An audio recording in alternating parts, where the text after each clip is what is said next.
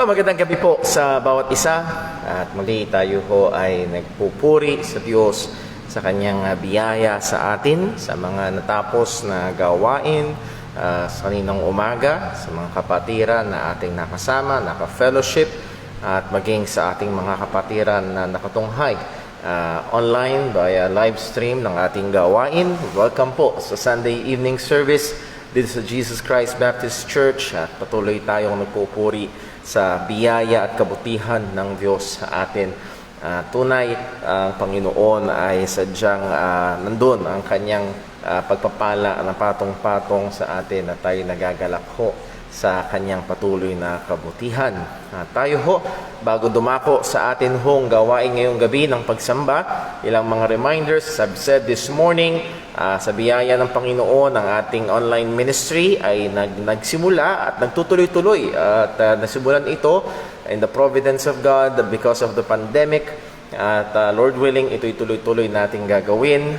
Kahit na quote-unquote mag-back to normal na. At yung ating time in the Word tuwing Wednesday and Friday. And especially I would like to encourage ang ating mga kapatiran din sa JCBC to be present sa atin hong Friday night prayer meeting online via Facebook room. So kung tayo ho ay available, ay nawa, or much better, make ourselves available at that time, alas 6 and hanggang alas 8 ho yun. Well, alas 6 hanggang alas 7, time in the Word, and then 7 to 8 is our prayer meeting. So nawa, tayo ho ay huwag magpabaya sa mga bagay ho na ito at tulungan na tayo ng Diyos na tayo ay magtapat sa Kanya sa mga area ho na ito sa ating buhay pananampalataya. And also, patuloy natin pag-pray ang ating mga kapatiran na nandun pa rin ang karamdaman. Brother Dave Paulet, let's pray for him. Salamat sa Diyos kayo ng umaga. Kasama ho natin siya sa pagsamba. Pero handun pa rin yung kirot, yung hira ng karamdaman na meron siya. Let's pray for comfort. At nawa, ito rin ay patuloy na gamitin ng Diyos na siya'y ilapit nito sa Panginoon. Okay, so ilan lamang ho yun sa ating mga reminders. Hiling ko nga po pala ang inyong panalangin para ho sa aming anak na si Timmy. Siguro dahil sa bago-bagong panahon at lumalamig na ang panahon at umuulan pa halos buong maghapon ay nagsimulang sipunin at medyo pa lamang nasinat si Timmy at nawa ay hindi ito magtuloy at uminam ang kanyang pakiramdam sa magdamag. So pakisama lamang ho sa panalangin. And if you have prayer requests, maging sa ating mga kapatiran na nakatutok online, if you have prayer requests or greetings sa mga kapatiran magbe-birthday, mag-anniversary, ay bukas ay birthday ni Brother June Alerta. Happy birthday, Brother June. And also bukas din ay anniversary namin ni Sister Jonah. So purihin ang Panginoon sa kanyang katapatan. And again, if you have prayer requests, may birthday or anniversary or announcements, let us know para may announce natin para sa mga kapatiran at maipag-pray natin lalo na. Okay, so yun naman ho ilan sa ating mga announcements and encouragements. Nawa tayo ho ay maghanda ngayon para sa ating pagsamba sa Panginoon at dumako tayo sandali ng katahimikan sa ating personal na pananalangin at hingin natin ang tulong at gabay ng Diyos sa ating pagsamba. Manalangin po tayo.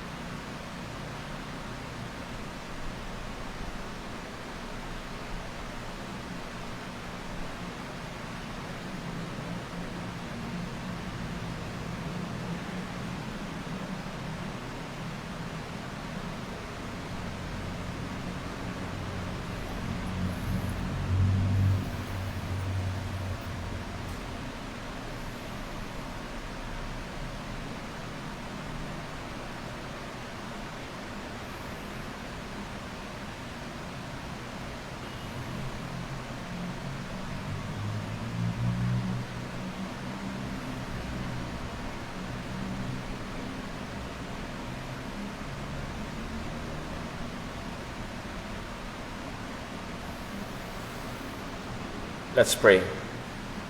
Dear Lord, our Heavenly Father, we come to you pamamagitan ng aming Panginoong Hesus na namatay, inilibing at muling nabuhay at ngayon namamagitan para sa amin. Salamat po. Salamat sa dakilang kaligtasan na meron kami kay Kristo. Salamat po sa pag-asa namin sa muling pagkabuhay. Salamat po sa pagkatunay may hinihintay kami na babalik na nangako sa amin na kami ay kukunin. At nangako rin sa amin na naghanda ng dakong kalalagyan para sa amin. Salamat po. Salamat po sapagkat sinabi ng iyong salita na ikaw na nagsimula ng mabuting gawa ay tatapusin mo ito hanggang sa araw ng aming Panginoong Hesukristo. Salamat po. At tunay, O Diyos, lahat ng ito ay mga patong-patong na biyaya na pinagkaloob mo sa amin nung kami ay iyong iniligtas. Purihin ka, O Diyos. Salamat. Salamat sa dakilang kaligtasan. Salamat sa patuloy mong pagkilos sa aming mga buhay. Ama, tulungan mo kami ngayon. Madaming mga alalahanin, madaming mga kabigatan. Oo, maaaring subong maghapon, nandun ang ilang mga kapaguran. Oo, maging karamdaman ng pisikal na laman. Ngunit Ama, tulungan mo kami na tunay na ituon ang aming puso't isipan sa pagsamba sa iyo. Tulungan mo kami na sadyang ialay ang aming mga sarili bilang haing buhay, banal at kalugod-lugod sa iyong harapan. Kaya O Diyos, hiling namin ngayon ang iyong pagsaliksik sa aming mga puso at buhay.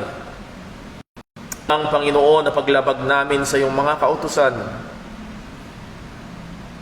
Anumang pagsuway sa iyong kalooban. Panginoon, pakita mo sa amin at sa liwanag ng iyong salita, dalhin mo kami sa pagsisisi. At nawa, O Diyos, hugasan mo kami. Patawarin mo kami. At tulungan mo kami na tupdin ng iyong kalooban. Ama, sandaling ito, nawa ikaw ang maluwalhati. Maging sa aming mga kapatiran na sa mga tahanan, nawa, O Diyos, tunay ang pagbasa ng iyong salita, ang pag-awit, pananalangin, at pakikinig sa iyong salita ay maging mabango sa iyong harapan at maging kapurihan sa iyong pangalan. Panginoon, walang ibang maitaas kung hindi ikaw lamang, sapagkat ikaw lamang ang karapat-dapat. At dalangin namin itong lahat sa pangalan ng aming Panginoong Hesukristo. Amen. Tayo po'y tumayo at tayo po'y umawit sa Panginoon.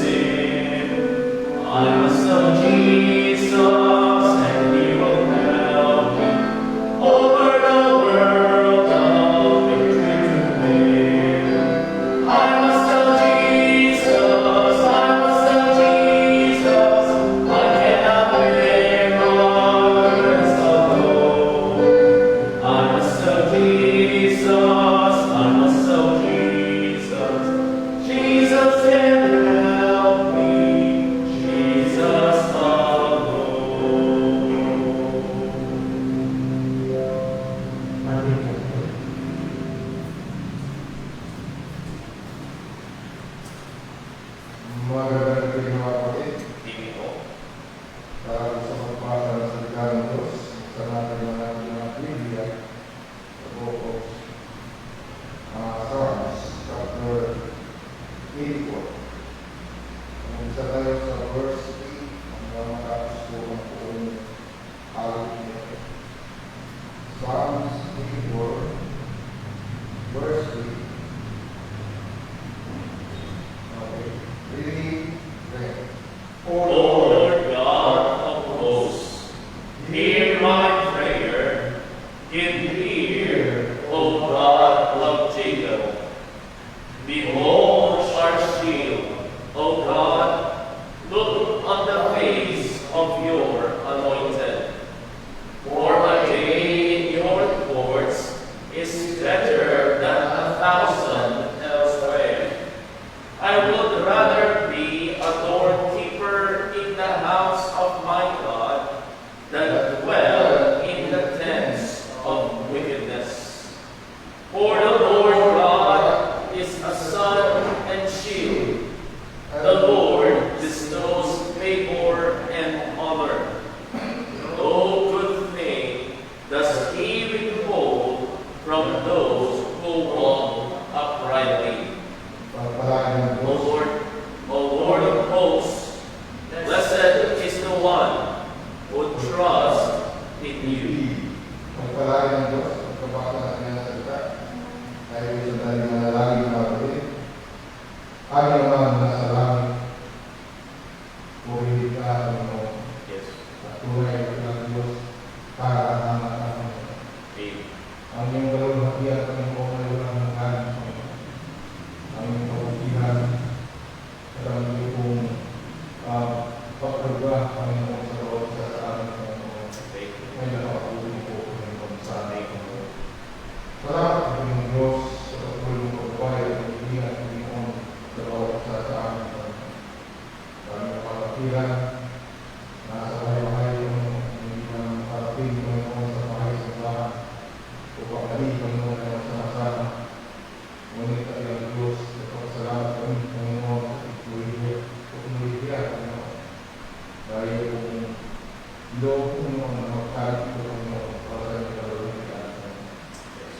O Panginoon, aming pong nilalapit, Panginoon, na aming pong ang sarili, ngayon, Isin kami, panawain sa aming mga pagkukulang ng pagpapalagay, Panginoon. Kung mga kasalanan, Panginoon, na nagawa natin sa iyo, at aming kapwa, Panginoon, o Panginoon, makapagpapag sa amin, Panginoon. Tulungan mo kami sa amin, Panginoon, sa gawa ng ito, Panginoon. Sa aming pagsamba, ngayong gabi, Panginoon, gawa, ngayong isipin namin ng mga puso-isipan, Panginoon, na ikaw, Panginoon, na aming pagkakilig, purihin, sa kapit, Panginoon, sa Espiritu, at kalituan, Panginoon. Ama, sobrang kita ng anak na ang Panginoon sa Kristo. Sobrang kita ng kanyang pamatay sa krus at nabuhay hindi ng mga silang mawala. Kami ang kanyang pagkakataan. Maging makakamawa sa iyo ng Ama. Kaya ang Diyos, nagpapasalamat kami sa iyong ginawa na kami, Panginoon, nagtamo ang kaligtasan sa mga bigat ng Kristo. Kaya ang Diyos, puso kami nagpapasalamat, Panginoon, sa lahat na ito, Panginoon, pagpihan sa amin, Panginoon, sa iyong nakilang pag-ibig, Panginoon. O Panginoon, samahan kami sa aming kusang kami, Panginoon. Hindi sinubuha kami puso kami. Ikaan kami ng puso ng mga babae, Panginoon. At ikama ang Panginoon ng mga halik at kung atangan at gawa ng Diyos, Lord, namin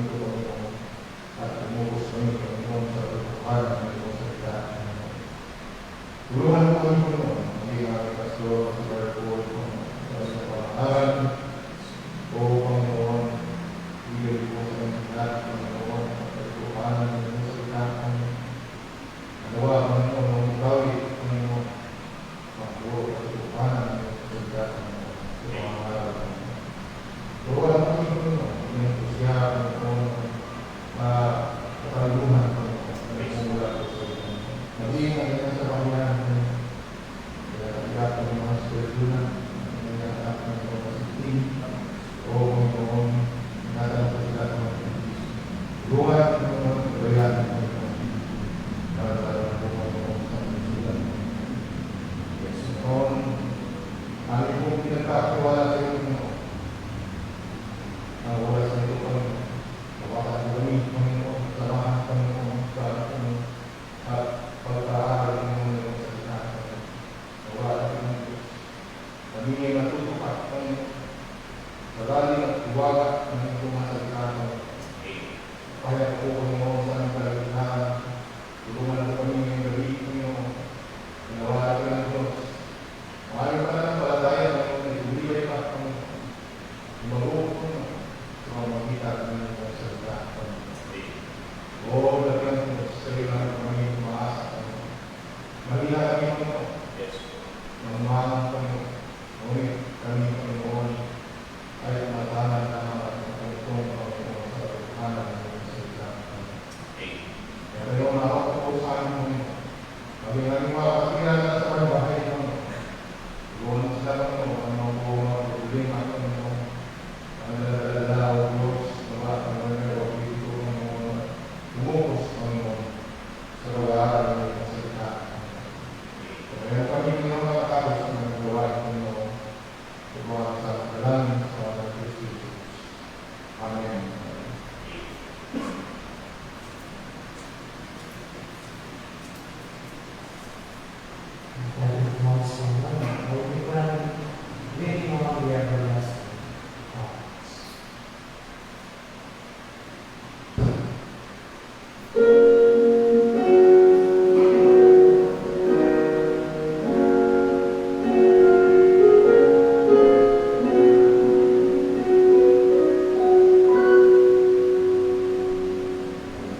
What a fellowship, what a joy divine, leaning on the everlasting God.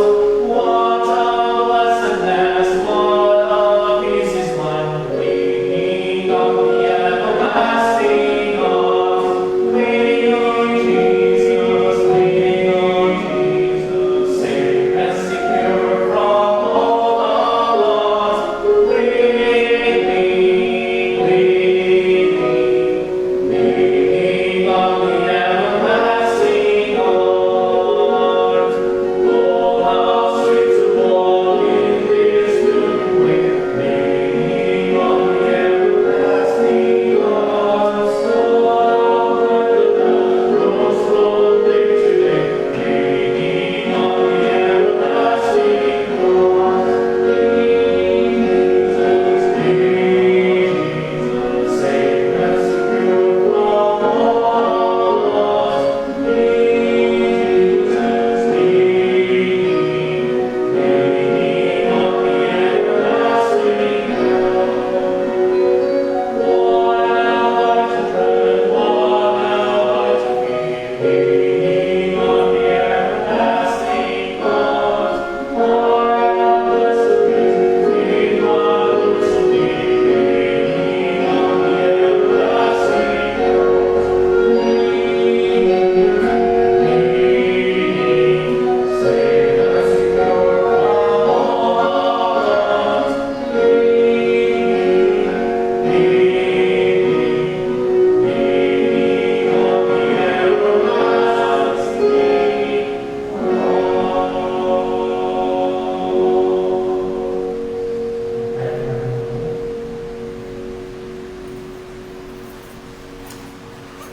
Lumako ho tayo sa ating pagkakaloob at ating basahin ang mga talata na magandang paalala sa atin para sa atin hong pagkakaloob sa Panginoon. 2 Corinthians chapter 9, and we'll be reading verses 6, 7, and 8. So Corinthians chapter 9, verse 6 to 8. Kung nakita na ho, sabay-sabay ho nating basahin. Verse 6, ready, read. But this I say, he which soweth sparingly shall reap also sparingly, and he which soweth bountifully shall reap also bountifully. Every man according as he purposeth in his heart, so let him give, not grudgingly or of necessity, for God loveth a cheerful giver. And God is able to make all grace abound toward you, that ye, always having all sufficiency in all things, may abound to every good work. Pagpalain po ng Diyos ang pagkabasa ng kanyang mga salita. Manalangin po tayo. Panginoon naming Diyos, aming Ama sa langit, muli kami ay tunay na nagagalak at nagpupuri sa iyong dakilang pangalan, sa iyong kabutihan sa amin, sa iyong mga biyaya na patuloy na pinagkakaloob at lalo't higit sa biyaya ng kaligtasan na binigay mo sa amin. Sa pagmamahal mo na pinakita mo sa amin, na nahayag nang binigay mo ang iyong bugtong na anak na siyang naging pampalubag loob para sa aming mga kasalanan. Purihin ka, O Diyos. Purihin ka sa dakilang kaligtasan. At Panginoon, turuan at tulungan mo rin naman kami na patuloy na kami na nakaranas ng iyong pagmamahal ay kami rin ay magmahal sa iyo ng mas malalim pa, ng mas matindi pa. Ito, Panginoon, ay makita sa lahat ng aspeto ng aming mga buhay na maging sa aming pagkakaloob ngayong gabi, hindi lamang ito kapahayagan ng pagpapasalamat, kundi naging ng aming pagmamahal at pagsamba. Salamat, O Diyos, sa patuloy mong pagkakaloob ng aming mga pangangailangan at nawa maluwalhati ka sa mga pagkakaloob namin, nagbibigay din ng papuri sa iyo. Ito'y pagkilala namin, O Diyos, na sa iyo galing ang lahat ng meron kami, at rin ipapuri namin sa iyo na nagkakaloob ng aming mga pangangailangan. Ingatan mo kami, Panginoon, at bigyan ng tamang puso sa lahat ng ito. At patuloy ka nawang maitaas sa lahat po ng aming gagawin, lalo na sa pag-aaral ng iyong salita. Dalangin namin ito sa pangalan ng aming Panginoong Hesukristo. Amen.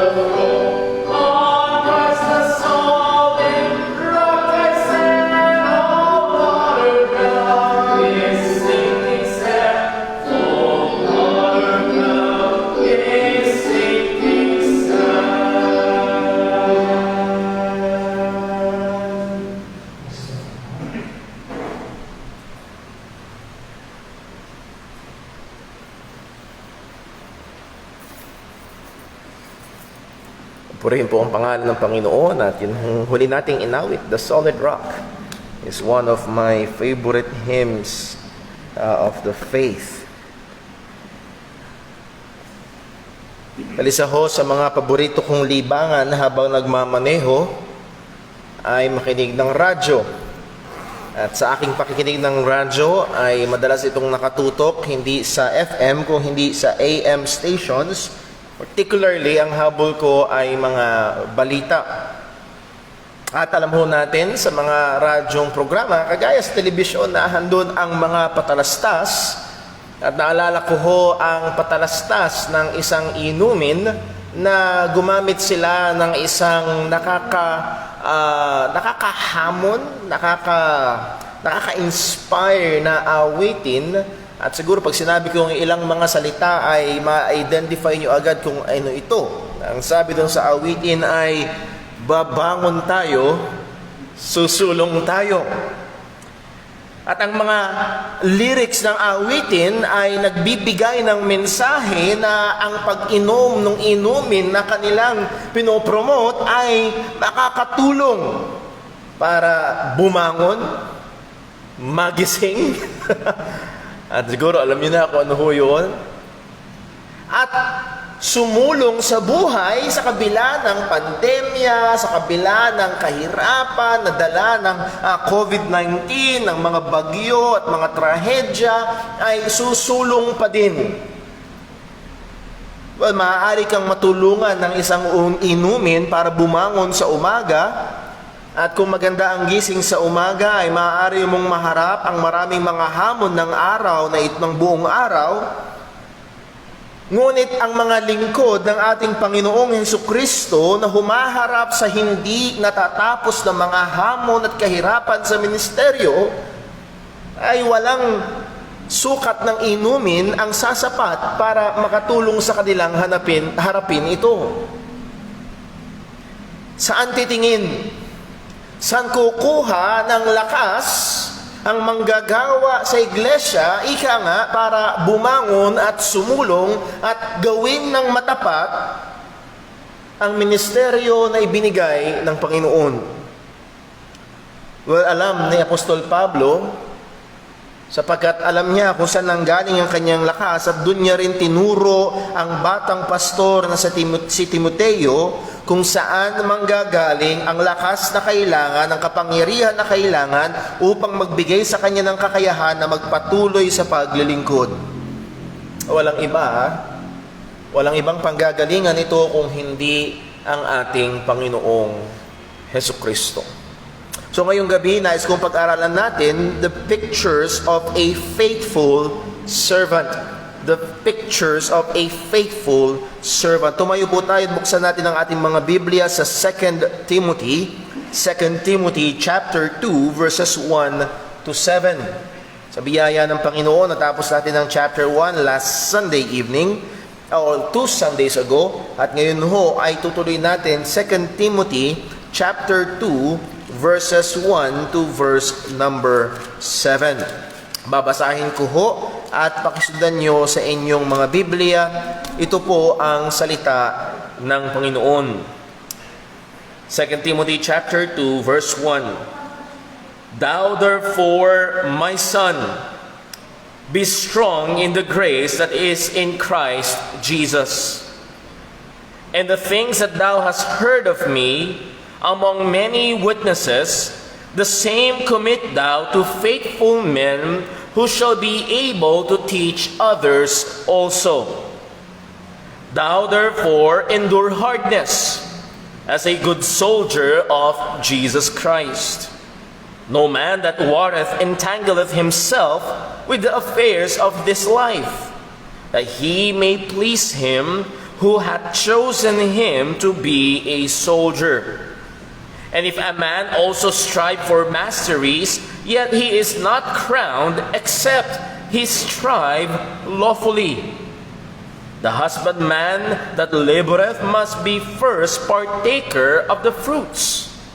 Consider what I say, and the Lord give thee understanding in all things. Pagpalain po ng Diyos ang pagkabasa ng kanyang mga salita. Hingin natin ang gabay ng Panginoon. O aming amang Diyos, muli aming inaamin na sa aming sarili wala kaming magagawa. Kung di ka magbibigay ng liwanag, mananatili kaming nasa dilim.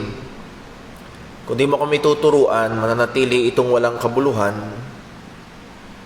O Ama, mahabag ka po. Kailangan namin ng liwanag mo. Kailangan namin ng pagtuturo mo. Ituro mo sa amin ang iyong kalooban at lalakaran namin ang mga bagay na ito. Tulungan mo kaming maging tagatupad at hindi lamang tagapakinig. Nawa, O Diyos, patuloy mong gamitin ang iyong salita na buhay at makapangyarihan na patuloy na humubog sa amin sa wangis ng aming Panginoong Jesucristo. Mahabag ka po sa iyong lingkod at nawa ang iyong pangalan ng patuloy na maitaas. Dalangin namin itong lahat sa pangalan ng aming Panginoong Jesucristo. Amen. Pari na pong magsiupo ang lahat. Pictures of a faithful servant of Christ. Well, ang pinakamensahe natin ngayong gabi ay ito. A faithful servant of Christ can and must persevere through the many challenges in the ministry by the power and grace that is in Christ Jesus. Ang isang tapat na lingkod ni Kristo ay kaya at marapat na magpatuloy sa maraming mga hamon sa ministeryo sa pamamagitan ng kapangyarihan at biyaya na kay Kristo Jesus. Dito ho sa 7 talata na ating binasa ay meron tayong 5 bagay na gusto ko ho nating makita. And these are the pictures of a faithful servant of Christ. So number 1, the picture of the minister as a weak person. The minister as a weak person. Pangalawa, the minister as a discipler. Ang ministro o lingkod bilang isang nagdidisipulo. O una, ang ministro o lingkod bilang isang mahinang tao. Pangatlo, the minister as a soldier. Ang lingkod bilang isang sundalo. Pang-apat, ang larawan naman na minister as an athlete. Ang lingkod ng Panginoong Hesus na larawan ng isang atleta. And then lastly, the minister as a farmer. Ang lingkod bilang isang magsasaka. So tingnan ho natin ang mga bagay na ito, and tingin ko hindi natin matatapos ang pag-aaral ngayong gabi, and Lord willing, tutuloy natin next Sunday evening. So tingnan natin kung hanggang saan ho tayo aabot. Well, number 1, the minister as a weak person. Ang sabi ho ni Pablo sa verse number 1 in chapter 2, "Thou therefore, my son, be strong in the grace that is in Christ Jesus." At mga kapatid, aaminin ko ho ang unang punto na ating binigay na ang lingkod ng Panginoon bilang isang mahina ay hindi papasa at dagli ang itatapon palabas ng mga pangkasalukuyang mga self-help books or self-help gurus or even Christian authors. Marami ho sa mga nagpapakilalang manunulat na Kristiyano sa panahon natin ngayon. And by the way, pag pumasok kayo sa Christian bookstore, maging maingat pa rin tayo sapagkat hindi lahat sila ay tunay na Kristiyano. Or hindi lahat sila ay nagbibigay ng mensaheng sang-ayon sa salita ng Diyos. And one of the example is this. Maraming mga Christian authors ngayon ang nagsasabing ang tao ay malakas, ang tao ay capable, ang tao ay nasa lahat ng potensyal ay nasa kanya, ang tao ay mabuti, kaya niya. Kailangan lang niya ng konting self-esteem, kailangan lang niya na merong maganda, mataas na pakiramdam o tingin sa sarili. Maging optimistic sa lahat ng bagay. Always look at the bright side. Maniwala sa sarili. Believe in yourself. Look at your inner strength. Tumingin ka sa iyong sarili at hanapin ang nakatagong lakas. At marami pa ho, kagaya ng mga Joel Austin sa paligid na nagsasabing, speak your reality into existence. Basta sabihin mo lang daw ng paulit-ulit, sabihin mo lang daw ng paulit-ulit, at habang sinasabi mo yan ng paulit-ulit, nag-a-attract ka ng mga positive energies at magiging realidad yun. That is mysticism. That is not Christianity. But ito ay laman ng mga so-called Christian books. Na nasa iyo ang kapangyarihan, nasa iyo ang kakayahan, nasa iyo ang lakas. Magtiwala ka lang sa iyong sarili at ito ay malayo sa katotohanan sapagkat ang sabi ni Kristo, hiwalay sa akin, wala kayong magagawa. Ganong kahina ang Kristiyano, ganong kahina ang lingkod ng Diyos sa iglesia, sa ganang ating sarili, hiwalay kay Kristo ay wala tayong magagawa. Wala tayong magagawa na magbibigay luwalhati sa Diyos. Wala tayong magagawa na may pakinabang sa walang hanggan. Yes, maaaring sa mata ng tao, marami tayong nagagawa, pero sa pananaw ng Diyos, ang lahat ng ito ay baliwala. For without me, ye can do nothing. Tayo ay mahina, sobrang hina, na hindi natin kayang iligtas ang ating sarili. Sabi nga ho ng aming teacher, si Brother Ralph Warren, he does not believe in easy believism. Alam niyo, 1, 2, 3, pray after me, ligtas ka na. Hindi rin daw siya naniniwala sa hard believism. Alam niyo daw kung anong paniniwalaan niya? Impossible. Impossible. Gaano kahina ang tao, hindi niya kayang lumapit kay Kristo sa ganang kanyang sarili. Ito'y sabi ng ating Panginoong Jesus, John 6 verse 65, and He said, therefore said I unto you that no man can come unto me except it were given unto him of my Father. Wala daw taong may kakayahan na lumapit kay Kristo. Nagawa ng taong magpadala ng spaceship at makarating sa buwan, pero hindi kaya ng taong lumapit kay Kristo. Hindi niya kaya at ayaw niya. Ganun kahina, ganun kapatay sa kasalanan ang tao, liban na kumilos ang Diyos. So hindi lamang sa ating kaligtasan, ang ating kaligtasan ay nagsusumigaw na tayo'y mahina, kaya ito lahat ay biyaya lamang ng Panginoon. Pero hindi lamang sa ating kaligtasan, maging sa ating buhay Kristiyano, tayo ay fully dependent, labis at buong-buong nakaasa sa ating Panginoong Hesukristo at sa biyaya ng Diyos na gumagawa sa buhay natin. Anong sabi ni Apostol Pablo sa Philippians chapter 2 verse 13? For it is God which worketh in you both to will and to do of His good pleasure. So ang Diyos ang gumagawa at liban na ang Diyos ang gumawa sa atin, ay wala tayong magagawa. Ganun tayo kahina. At kung sakali man na may ma-accomplish tayo sa biyaya ng Panginoon, well, kanina natin ibibigay ang papuri. Sabi nga ni Pablo sa 1 Corinthians chapter 15 verse 10, but by the grace of God I am what I am. Biyaya ng Diyos. And also sa Philippians 4 verse 13, I can do all things. Hindi siya doon natapos, through Christ which strengtheneth me. That is all things that is God glorifying, all things na nagbibigay luwalhati sa Panginoon at pagsunod sa kalooban ng Panginoon ay magagawa ito through the strength na binibigay ng ating Panginoong Hesukristo. So ang punto ko kaya natin binigyan ng pansin ang bagay na ito, we are weak. Tayo ay mahina sa ganang ating sarili. At ito rin ang kalagayan ng lingkod ng Panginoon sa iglesia. Ito rin ang larawan ng isang pastor. So tayo ay nakadepende sa Panginoon. Sa ating buong buhay Kristiyano at kaligtasan, tayo ay nakaasa sa biyaya ng Diyos. And how much more ang pastor, ang ministro sa iglesia o sa gawain ng iglesia ng ating Panginoong Hesukristo.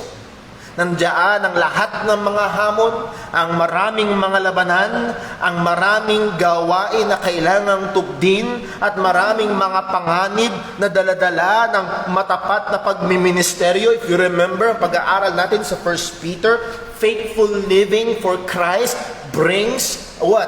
Challenges and persecution. Faithful gospel ministry brings persecution. At nandoon ang hinaharap ng isang ministro ng iglesia ng ating Panginoong Hesukristo. Anong gagawin? Sa siya titingin kung siya ay mahina. So papasok ho ang sinabi ni Pablo kay Timothy, Timothy, thou therefore be strong in the grace that is in Christ Jesus. Well, sinimulan ni Pablo ito sa word na therefore. Thou, therefore, kaya nga ikaw. And the word therefore, kung naaalala niyo sa ating pag-aaral, maging maingat tayo sa pagbabasa ng Biblia, lalo na sa mga salita na yon, dahil itinatali nito sa nakaraang statement. This is a conclusive word. Kaya nga, Timothy, kailangan mong magpakalakas.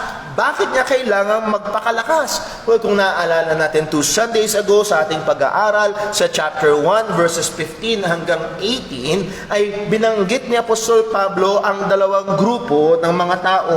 Ang unang grupo sa chapter 1 verse 15 ay pinangalanan niya si Phygelius at si Hermogenes, na kung saan itong mga dalawang lalaking ito na higit sa malamang ay great figures, mga matataas ang kalagayan, maaaring mga pastor pa sa iglesia ng ating Panginoong Hesukristo, but they turned away. Sila'y nanghina, sila'y umatras, sila'y tumigil. At pinakita rin ni Apostol Pablo ang isa pang lalaki na kung saan hindi siya tumigil kung hindi nagpatuloy, naging matapat. At walang iba kung hindi si Onesiphorus. At obvious kay Timothy, sino dapat ang iyong tularan?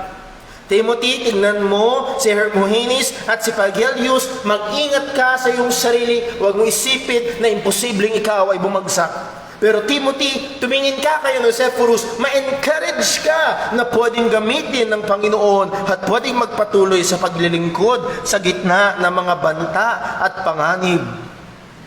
It is obvious na kailangan niyang ma-encourage at tumingin sa hamon ng testimony o patotoo ni Onesiphorus, at kung siya ay tutulad kay Onesiphorus, kung siya ay susunod sa yapak ng halimbawa na ibinigay ni Apostol Pablo sa kanya na nagpatuloy sa gitna ng mga banta ng panganib at kahirapan sa ministeryo, ang sabi ni Pablo, Timothy, kailangan mong magpakalakas. Hindi ito magagawa kung ikaw ay mahina. Ang sabi niya, the command in this verse is, be strong. Be strong. Again, this is a command. It is an imperative. Hindi to advice, hindi to suggestion.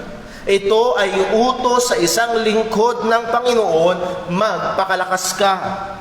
And this is not just imperative, but it is also passive. Ibig sabihin, hindi si Timothy ang magpapalakas sa kanyang sarili, hindi niya kukunin ang lakas mula sa kanyang sarili, kung hindi siya ay palalakasin.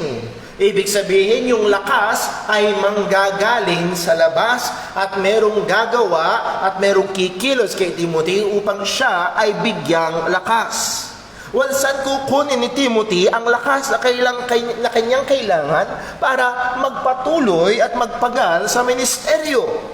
Hindi ito ginawang sikreto ni Apostol Pablo, hinayag niyang malinaw, be strong in the grace that is in Christ Jesus.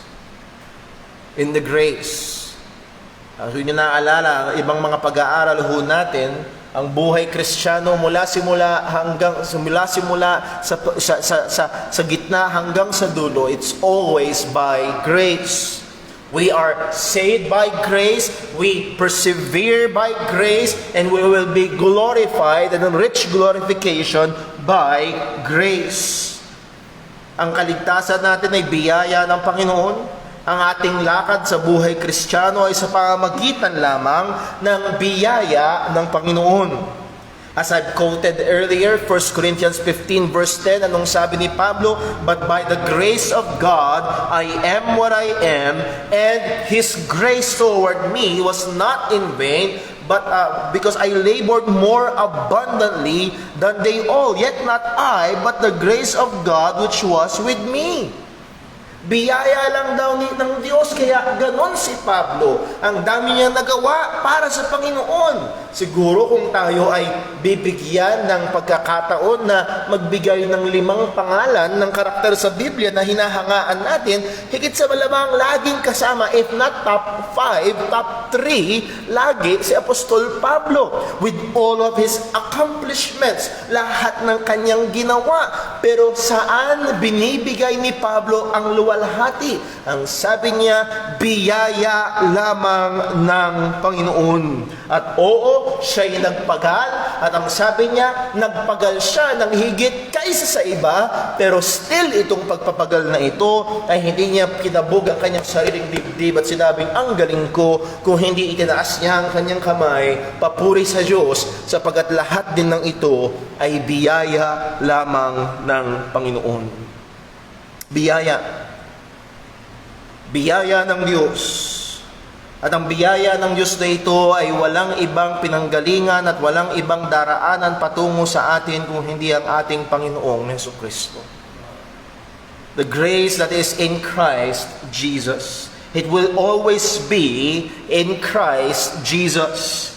Everything and anything in the Christian life is in Christ Jesus.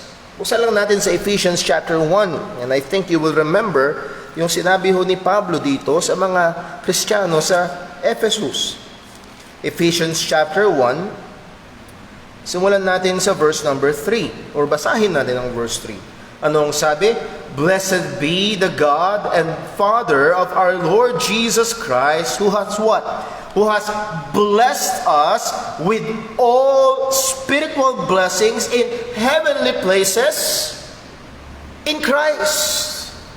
All the blessings sa buhay Kristiyano ay masusumpungan kay Kristo.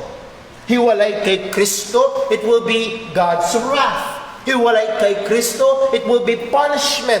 Hiwalay kay Kristo, ito ay parusa at galit at puot ng Diyos. Pero kay Kristo, kung na kay Kristo, nandun ang kaligtasan at lahat ng spiritual na biyaya. Kung sabi nga ho ng isang bitamina, complete from A to zinc in Christ. We will never graduate from Christ. Pagdating sa kaligtasan at bawat hakbang sa buhay Kristiyano, lagi itong nakadepende, laging nakatingin, laging nakatiwala, laging nakatungtong kay Kristo Jesus. There will not be a time nating isipin na okay, yung patungkol kay Kristo elementary, gagraduate na tayo dyan at iba na ang ating no. It will always be in Christ Jesus. Sabi nga ho ni Paul Washer, pwede mong ubusin ang iyong buong buhay, pag-aralan, pagbulay-bulayan si Kristo na napako sa krus. At ubusin mo man ng dekada-dekada, hindi mo masasaid, hindi mo mauubos. Sabi ho ni Jerry Bridges, napakaganda nung kanyang payo, preach the gospel to yourself every day. Ipangaral mo ang ebanghelyo sa iyong sarili araw-araw na si Kristo ay namatay, inilibing at muling nabuhay para iligtas tayo. O kailangan natin to araw-araw. At sa ating lakad, sa ating takbuhin bilang mga Kristiyano, ang payo at ang sabi, actually hindi payo, ang utos ng manunulat ng aklat ng Hebreo, Hebrews chapter 12 verse 2, looking unto Jesus, the author and the finisher of our faith. So as we walk in our Christian lives, as we run the Christian race, we must keep our eyes on Christ. Siya ang panggagalingan ng ating lakas. Be strong in the grace that is in Christ Jesus. So nung punto, pinapakita ho dito ang kahinaan ng manggagawa, ang kahinaan ng pastor sa kanyang sarili. Ngunit may pag-asa ang manggagawa sapagkat may kapangyarihan, may lakas na masusumpungan kay Kristo Jesus. Ang mahinang manggagawa ay makakasumpong lamang ng kapangyarihan o ng lakas para maglingkod ng tapat kay Kristo Jesus. Biyaya lamang ng Diyos na kay Kristo Jesus. And yes, kagaya ho ng ating sinabi, primarily ito'y sulat ni Apostol Pablo kay Timoteo na isang pastor, pero hindi ito limitado sa mga manggagawa o pastor sa iglesia, kundi ito ay, ang kapangyarihang ito ay available at kailangan ng lahat ng mananampalataya. Yung sinabi ni Jesus na without me you can do nothing, hindi lang ito sa mga pastor, kung hindi sa lahat ng Kristiyano. At lahat ho tayo, lahat ng mananampalataya, iba't ibang uri, iba't ibang laki, lalim, itsura, ang kulay ng mga pagsubok at problema na hinaharap. Saan ka kukuha ng lakas? Hando ng problema at hamon ng pagiging magulang, ang pagtuturo at pagdidisiplina sa mga bata, saan ka kukuha ng lakas? Nandoon ang hamon ng iyong personal na buhay Kristiyano, ang pakikipaglaban sa mga naktahan pang kasalanan, saan ka kukuha ng lakas? Nandoon ang bigat at responsibilidad at maaaring problema sa pag-aasawa o mag-asawa, saan ka kukuha ng lakas? Nandoon ang problema at bigat na maaaring meron kang pisikal na karamdaman o ang mahal mo sa buhay, saan ka kukuha ng lakas? Wala tayong ibang titignan kung hindi si Kristo. Wala tayong ibang iiyakan kung hindi ang Panginoon. Tumingin tayo kay Kristo, umiyak tayo sa Diyos para sa Kanyang biyaya. Humahanapin natin ang karunungan ng Panginoon sa Kanyang salita. Tumawag tayo sa Diyos para Siya'y tumulong sa atin na magawa at malaman at maganap ang Kanyang kalooban. Lagi at lagi, babalik tayo kay Kristo at doon natin masusumpungan ang kalakasan o kapangyarihan na ating kailangan. We are weak, but He is strong. We find our strength by the grace of God in Christ Jesus. So the minister as weak. Number 2, the way, nais ko hong sabihin, sabi nga ho I believe si Alistair Begg na nagsabi, if dependence is the goal, then weakness is an advantage. Hindi ko makalimutan yung sinabi ni Alistair Begg na yun. Kung ang goal natin ay maging dependent tayo sa Panginoon, then weakness is an advantage. Kung masyado kang malakas, masyado kang marunong, masyado kang makapangyarihan, masyado kang mayaman, baka sa sobra-sobrang dami ay wala ka ng dahilan para lumapit at dumepende sa Diyos. So actually, the weakness of the minister or the believer is an advantage that pushes us to Christ. Nagtutulak sa atin na lumapit. Now, I'm not glorifying weakness, but what I'm saying is it still work together for our good. It brings us to Christ. Lastly, number 2, the minister as a discipler. Ang lingkod bilang isang tagapag-disipulo. Just to define some terms, the word discipler, nagdidisipulo o tagapagdisipulo comes from the word disciple. Matetes in Greek, kung nagkakamali ng tanda, meaning a follower.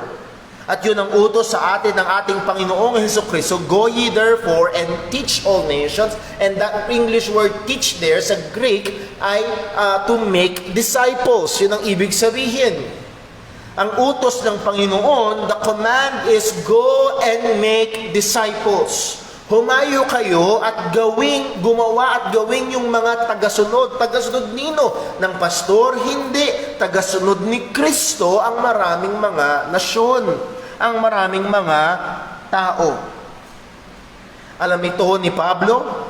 At ito ang misyon na pinagsumikapan ni Pablo sa biyaya ng Diyos na tukdin niya. At ito rin ang bagay na sinasabi ni Pablo na kailangang gawin ni Timothy sa ministry na kung saan siya ay inilagay ng Panginoon. To make disciples. Si Pablo sa kanyang pagsunod sa Great Commandment of Great Commission na ito ay kanyang tinuruan si Timoteo. At ngayon naman, it is Timothy's turn. Si Timothy naman ngayon, siya ay dinisipulo ni Pablo para maging tagasunod ni Kristo. At ngayon naman si Timothy ay kailangang magdisipulo ng iba pa para maging tagasunod ni Kristo. At ang layunin ay sila naman sa mga susunod ay magiging tagapagdisipulo rin ng iba na maging tagasunod ng ating Panginoong Jesucristo. Again, hindi siya magdidisipulo para maging tagasunod niya. Si Timothy ay hindi sinasabihin mag-establish ng Timothyism, kundi wala siyang ibang ipapangaral, kung hindi ang pangalan at ebanghelyo ng ating Panginoong Kristo, at ang layunin niya ay gawing disipulo ni Jesus ang mga mananampalataya. And that is our goal dito sa Jesus Christ Baptist Church. Hindi ho tayo nagpo-promote ng Brother Paul's Fan Club. No. Ang atin hong layunin ay sundin ang sinabi ni Jesus, make disciples. At ang sabi ho ni Pablo kay Timothy ay ito, and the things that thou hast heard of me.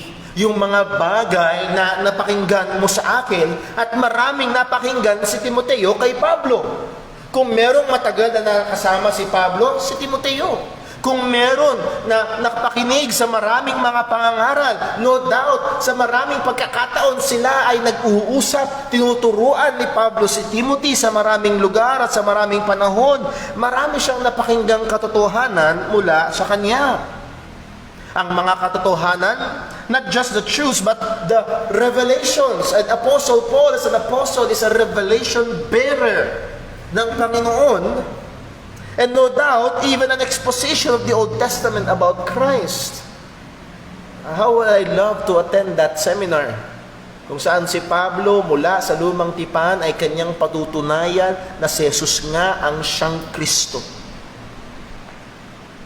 At no doubt, lahat ng ito ay napakinggan, naobserbahan, at higit sa malamang, halos nakabisado na ni Timothy sa dalas niya itong marinig. Si Timothy ay madalas kasama ni Pablo at siya ay tinanggap niya ang pananampalataya, ang mga katotohanan ito. At ang sabi ni Pablo, hindi lamang yun. And the things that thou hast heard of me, and napakinggan ito ni Pablo, ni Timothy kay Pablo, among many witnesses.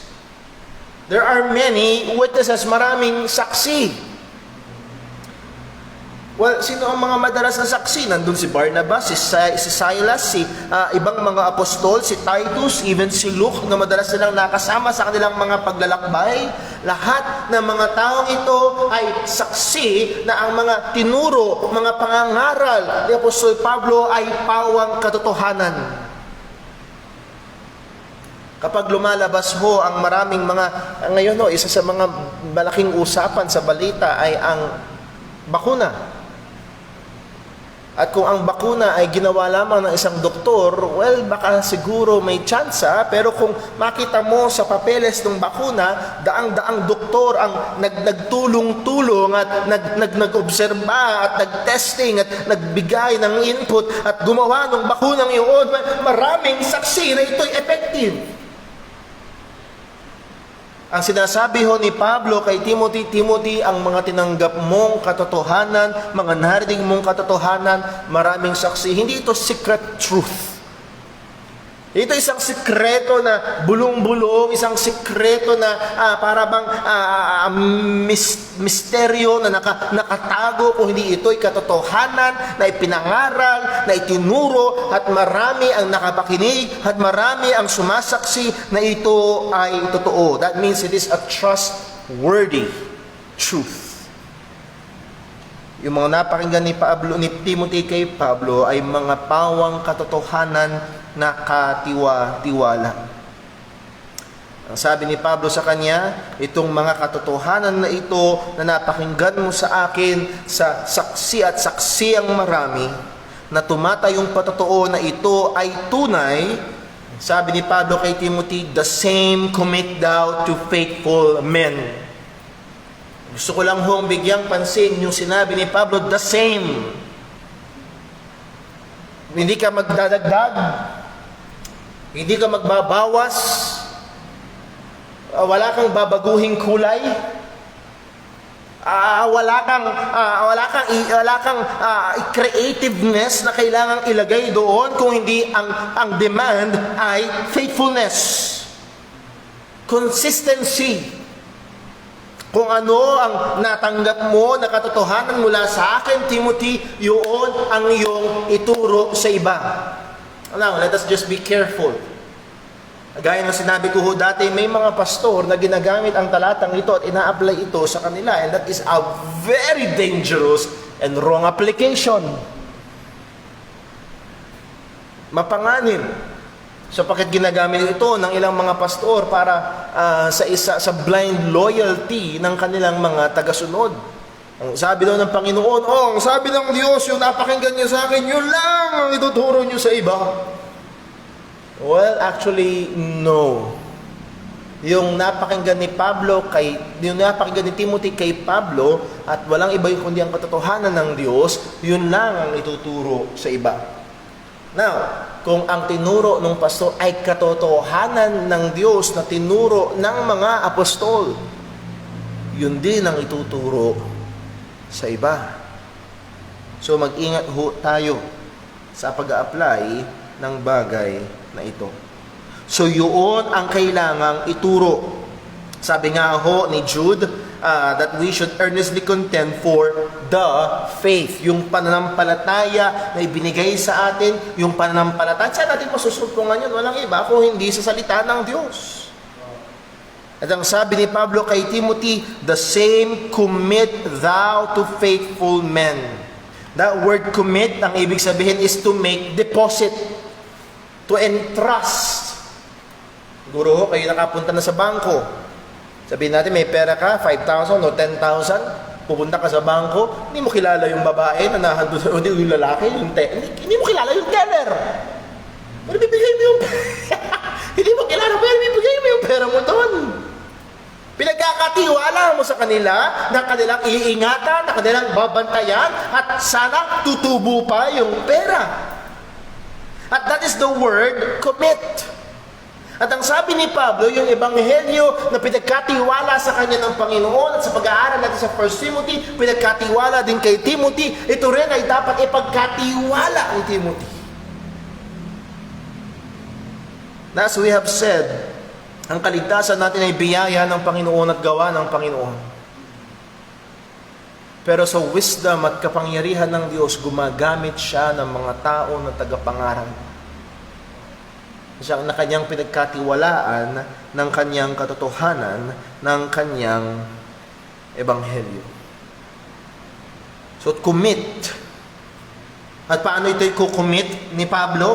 Again, hindi siya mang-o-omit o mangkukupit, kundi ikukumit. Ipagkakatiwala niya ang mga katotohanan to. How? By patiently and faithfully teaching these truths to other men. Matiyaga, matapat, na pagtuturo sa kanila, pagdidisipulo sa kanila. At ang sabi ni Pablo, ang gagawin ni Timothy ito, kaninya ituturo ito, kaninya i-deposit ito to faithful men. That word faithful means trustworthy. Katiwa-tiwala, pwedeng pagtiwalaan, pwedeng sandalan. Sila'y katiwa-tiwala in keeping the same. Yung sabi ni Pablo, the same commit thou to faithful men, and these men will keep the same and teach it to others also. So si Timothy ay dapat tumingin sa church na kung saan siya ay nagpapastor. Kailangan niyang tumingin sa mga tao na nasa church, much more particularly sa konteksto nito sa mga kalalakihan sa iglesia. Nagpapakita ng pagtatapat sa Panginoon at pagkakatiwalaan sila ng mga katotohanan ito. At ano ang layunin? Who shall be able to teach others also. And that word able, I believe, ay merong dalawang pinanggagalingan. Una, they will be able because they were taught faithfully. Ngayon, kung ang isang tao ay hindi tinuruan ng tama, kung ang isang tao ay tinuruan ng mali, much more, ang kanyang isasalin ay mali. Ang kanyang magiging pagtuturo ay hindi tama. Ngunit kung si Timothy ay magiging tapat sa gawain ito, na yung tinuro ni Pablo, the same, na kanyang natanggap, ay ituturo niya sa iba, then they will be able to teach others. Now, hindi lamang ho yun sa pagkagaya ng ating napag-aralan sa 1 Peter, ay nahandoon ang mga kaloob ng Panginoon. Yes? As sabi ng Romans chapter 12, in teaching, let them do it. Nahandoon yung kaloob, yung kakayahan ng pagtuturo. So there's that need of the gift of God in teaching and the faithfulness in studying the truths. Doon ang kakayahan na binigay ng Panginoon at nahandun din ang katapatan ng pagtuturo ng katotohanan. And this is the cycle of discipleship. They will teach others also. So tinuruan ni Pablo si Timothy na magtuturo si Timothy ng ibang kalalakihan. Ay di ba na naman na ito ay magtuturo sa iba. And on, and on, and on. At alam niyo mga kapatid, sa biyaya ng Panginoon, kung sakali man na nagiging blessing ang paglilingkod ni Brother Paul Ho sa church na ito, alam niyo kung bakit? Dahil merong mga kalalakihan na ginamit ang Panginoon na nag-invest, na nagturo, na nakapag-impluwensya, nakapagbahagi ng kaalaman, hindi lamang ba sa kaalaman, nakapagbahagi ng passion sa gawain ng Panginoon. At yun din ang dapat nating gawin. Yun din ang dapat nating gawin. Well, lastly, sa natitirang oras ho natin, tignan natin, simulan natin ang pangatlo. Well, bago tayo dumako sa third point, gusto ko lang bigyan ng ilang application ho ito. Kaya ho sa church ho natin, naputol na lamang nung pinanganak ho si Timothy, which is nakaraang taon November, naputol yung ating preacher's class. At yun ang layunin ng ating preacher's class, to teach others also, that they will be able to teach others also. At hindi lamang ho ito limitado sa preacher's class. Nais kong hamunin ang mga magulang, particularly ang mga ama ng tahanan. Kung ang mga ama ng tahanan ay mananampalataya, may utos ang Panginoon na kanilang turuan ng mga bata ng katotohanan patungkol sa Diyos. At kung sakaling ang mga ama ng tahanan na hindi mananampalataya, ang mga ina ng tahanan, at isang magandang example si Timothy, ang kanyang ama ay isang Greek, isang Gentile, and ang assumption doon ay hindi siya mananampalataya sapagkat ang nagturo sa kanya patungkol kay Kristo galing sa kanyang lola na si Lois at sa kanyang nanay na si Eunice. So, the children's number one discipler must be the parents. Kung merong pangunahing tagapagturo ang mga bata tungkol sa Diyos at katotohanan ng Diyos, ay walang iba dapat kung hindi ang kanilang mga magulang. Huwag sanang isalin at pabayaan ng mga magulang ang katungkulang ito na binigay ng Panginoon. And Lord willing, alam niyo, Minsan, si Timothy last Sunday, kaka 1-year-old pa lamang. At nung minsan, nag-uusap kami ni Sister Jonah, sabi namin, Timothy, mag-asawa ka ng gantong edad, tapos magkaroon ka ng gantong anak, para magkaapo na kami. 1-year-old pa lang anak namin, nangangarap kami magkaapo. Pero anong ganda, anong saya kung si Timothy sa biyaya ng Panginoon ay naturuan namin at naging mananampalataya ni Kristo at yung kanyang magiging mga anak ay tuturuan niya rin at magiging mananampalataya ni Kristo at magpapagamit sa Diyos.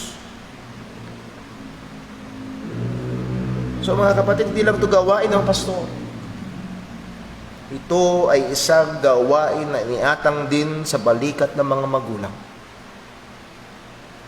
Nawa, masugpungan tayo ng Diyos na nagtatapat sa bagay na ito. So number 3, number 1, the minister as a weak person. Ito'y larawan ng isang tapat na lingkod, siya'y mahina. Pero meron siya pagkukunan ng lakas, walang iba kung hindi si Kristo. Number 2, the minister as a discipler. Siya'y nagtuturo at nagsusumikap na maging tagasunod, hindi ng kanyang sarili, kundi ni Kristo ang mga tao, na siya rin magiging kagamitan para magturo sa iba. And then lastly, ngayong gabi sa ating pag-aaral, the minister as a soldier. The minister as a soldier. Ang sabi ni Pablo sa verse 3, thou therefore endure hardness as a good soldier of Jesus Christ. Ito ang pangatlong larawan. Ang larawan ng isang sundalo.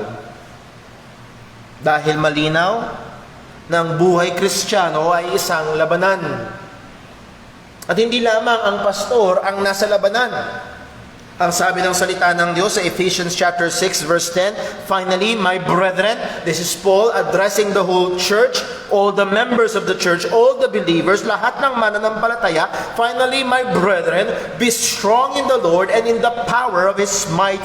Put on the whole armor of God, that ye may be able to stand against the wiles of the devil. Anong sinasabi ni Pablo? Nahando ng labanan at lahat ng tunay na Kristiyano ay inaatake ni Satanas. Anong sabi niya sa verse 12? For we wrestle not against flesh and blood, but against principalities, against powers, against the rulers of darkness of this world, against spiritual wickedness in high places. Ang labanan ay espiritual. Therefore, ang armament na kailangan natin, ang baluti na kailangan natin ay espiritual din naman. The whole armor of God. So, ang lahat ng Kristiyano ay nasa labanang ito. Ngunit kung merong usong salita ngayon, frontliner, kung merong nasa unahan, ay dapat ang mga nasa unahan ay ang mga manggagawa, ang mga pastor ng iglesia. At habang ginagawa ko ang mensaheng ito, hindi ko maiwasang alalahanin ang mga dokumentaryo at mga pinikulang isa sa mga paborito kong pelikula ay, ang genre ng paborito kong pelikula ay war movies. Gera ba?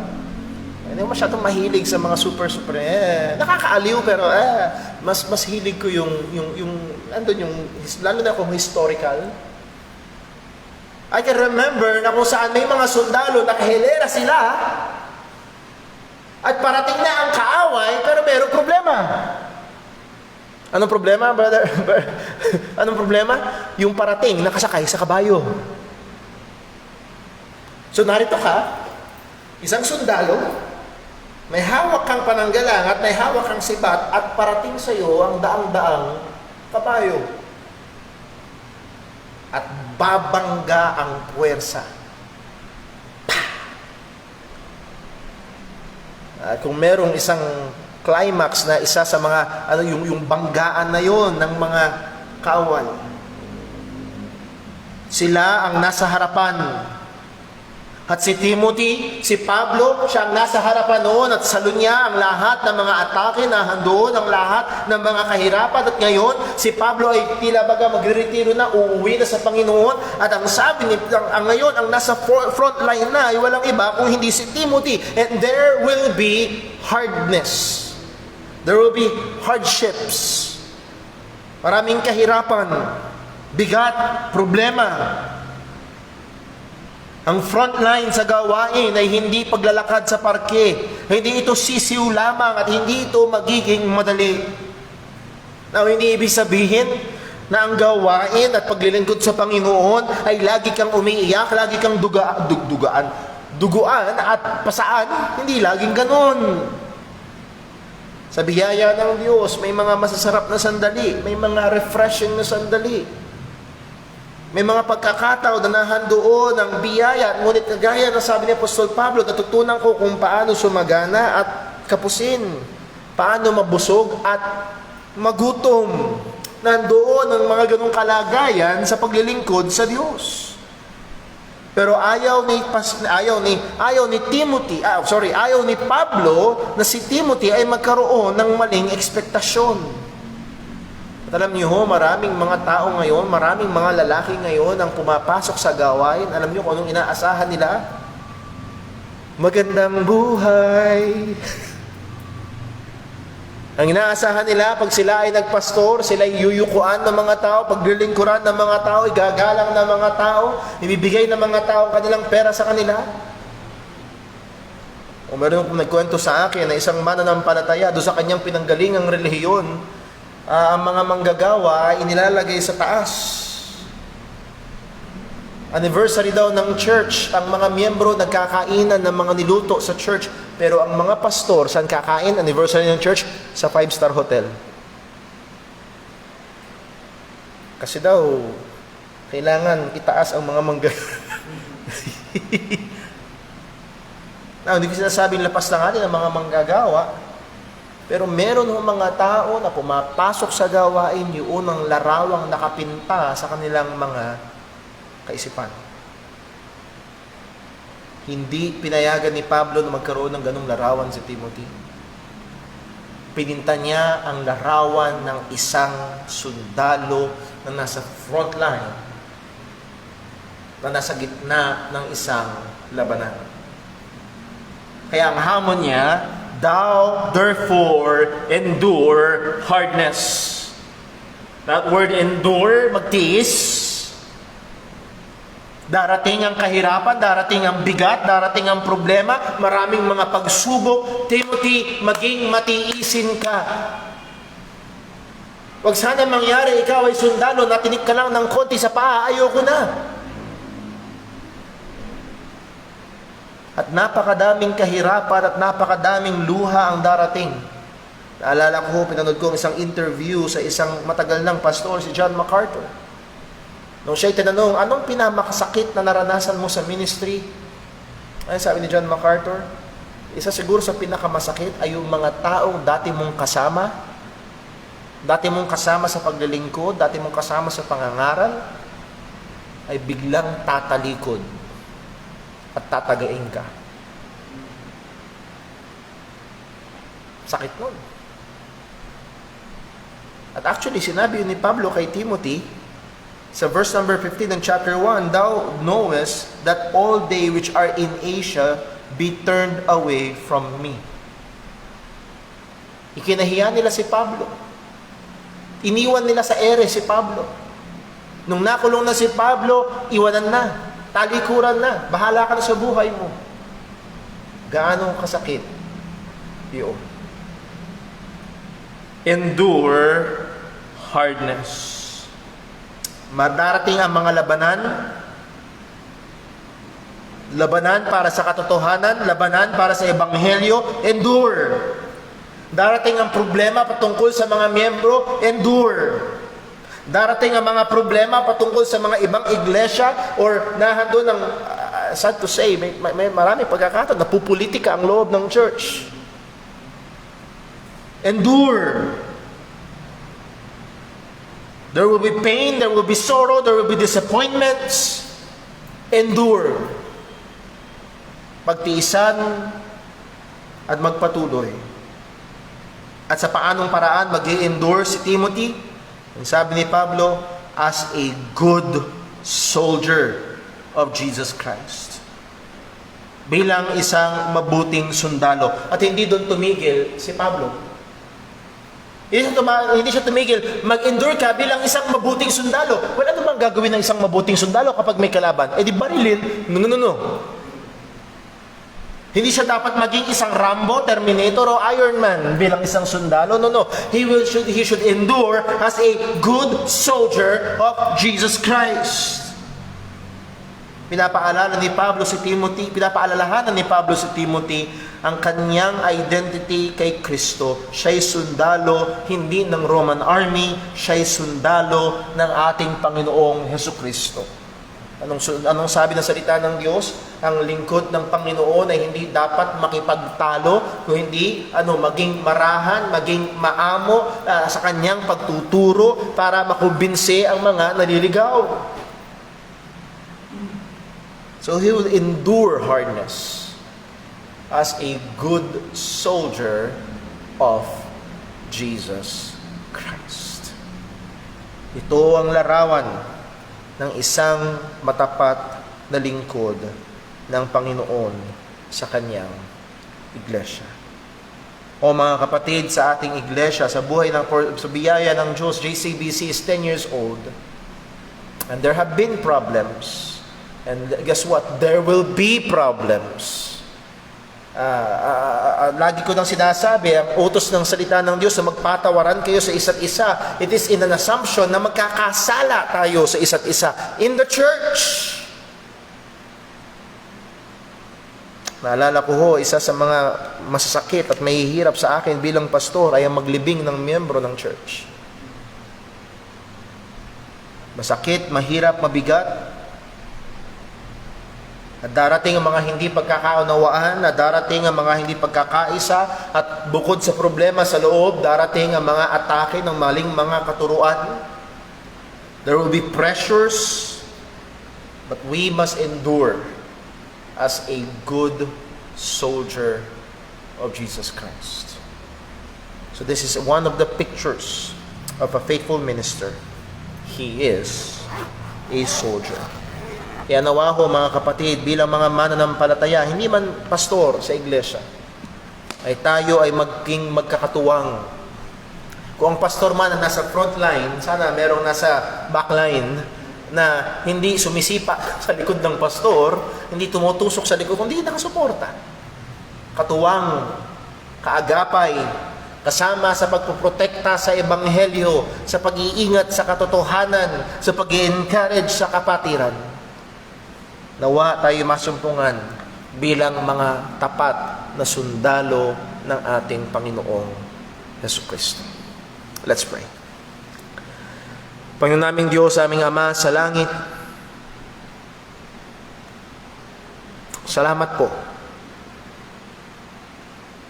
Salamat po sapagkat alam mo na kami mahina. Alam mo na wala kaming magagawa sa aming sarili. Ngunit sa iyong habag, biyaya at karunungan, ay pinili mo pa rin na gumamit ng mga lingkod para maglingkod sa iyong iglesia. Salamat po at tinawag mo ako sa gawaing ito. At kung loobin mo, Panginoon, tumawag ka pa ng mga kalalakihan na may pagmamahal sa iyo at pagmamahal sa iyong iglesia, na maglilingkod ng may katapatan, willing magtiis, na sa gitna ng kahinaan kukunin ang kalakasan sa iyo, at maging tapat na ingatan ng katotohanan na iyong binigay sa amin sa iyong salita, at ito ay ituro sa iba. At sa gitna ng maraming problema at labanan, maging mapagtiis na mabuting sundalo ni Kristo. O Panginoon, turuan mo kami, tulungan mo kami. Sa aming sarili kami mahina. Nawa ang kahinaan namin ito ay lalo magtulak sa amin palapit sa iyo. Tulungan mo kami na maging mapagbantay sa iyong salita, sa iyong katotohanan at ito ay ituro sa iba para makarating sa mga susunod na henerasyon. Tulungan mo kami. Sa gitna ng labanan, huwag mo kaming masumpungang umaatras, umuurong o umaayaw, kundi maging mapagtiis, tapat at matapang bilang mabuting sundalo. O sa iyo lahat ng papuri. Salamat sa iyong salita. Lahat ng ito'y dalangin namin sa pangalan ng aming Panginoong Hesukristo. Amen. Stay po tayong lahat at awitin po natin ang ating last song.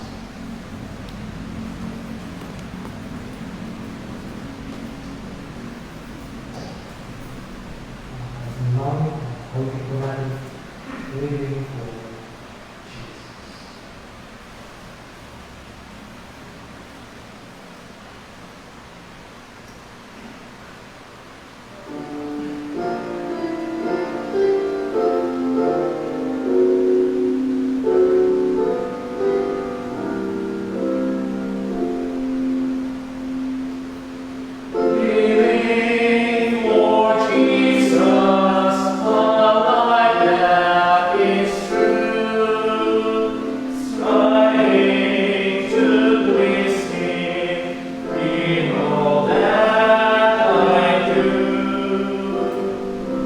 yielding allegiance, glad-hearted and free. This is the pathway of blessing for me. Oh Jesus, Lord and Savior, I give myself to Thee. For Thou in Thine atonement didst give Thyself for me. I am no other master, my heart shall be Thy throne. My life I give henceforth to live, O Christ, for Thee alone. Living for Jesus, through earth's needs and wide, my dearest treasure, the light of His light. Seeking the lost ones, we die to redeem, bringing the weary to find rest in Him. Oh Jesus, Lord and Savior, I give myself to Thee. For Thou in Thine atonement didst give Thyself for me.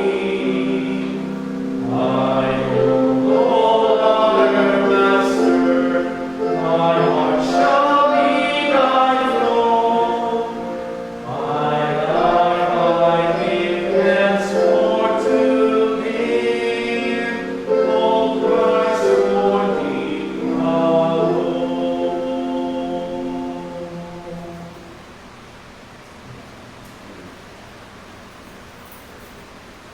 O muli mga kapatid, maraming salamat sa bawat isang naririto, maging sa ating mga kapatiran na katunghay sa ating live stream. Ingatan nawa tayo ng Diyos. Patuloy niya tayong bigyan ng puso na may takot sa Kanya. Patuloy nating nasain ng kalooban niya at tupdin ito. Kagaya ng sabi ng Kanyang salita, hindi lamang tayo maging tagapakinig, kundi maging tagatupad ng Kanyang mga katotohanan. Nawa, ano man ang ating ginagawa o gagawin sa buong linggong ito, gawin nating lahat para sa kapurihan ng pangalan ng Panginoon. God bless po. We are dismissed.